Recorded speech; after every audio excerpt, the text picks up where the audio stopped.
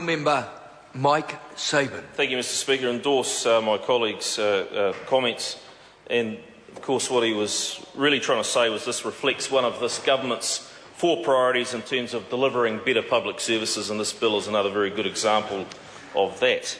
Mr Speaker, this bill provides the necessary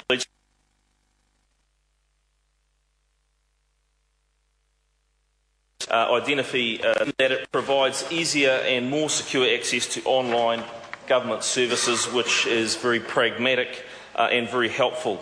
Mr Speaker, it allows individuals to verify their identification to government service providers via the internet and avoid what most of us will have been through, the need to provide endless screeds of hard copy documentation to prove one's identity.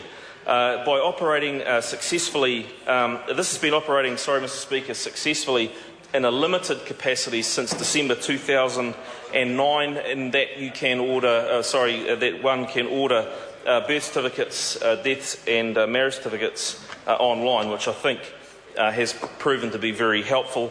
And this bill really is an expansion of that, so that we can all reap the benefits of online technology. And while that may not be open to all, I think it's fair to say that that is where the world is going, and increasingly the communities do demand to have a greater online presence in terms of their interaction, and this bill brings their ability to do it with government departments more into line. Mr Speaker, just a couple of important points.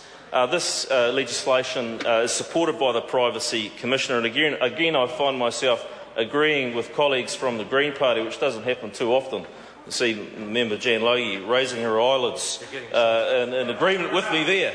But the contribution from Mr Hughes and the fact that privacy is at the centre, surely not, Mr Mallard, I would not do such a thing. The fact that privacy has been at the centre of this legislation is important, and I think it's important to note the comments of the Privacy Commissioner in that there is appropriate and stringent safeguards in place, Mr Speaker, in terms of that security, and a degree of flexibility that ensures that people have the option to join in and use the service, or use it in part, or in fact, Mr Speaker, agencies will have to ensure that individuals can still access and use and provide identification in the traditional fashion, so it provides an adequate degree of flexibility in that regard. Mr Speaker, a pragmatic bill, something that I'm sure enjoys wide support not only here but across New Zealand, and I commend it to the House.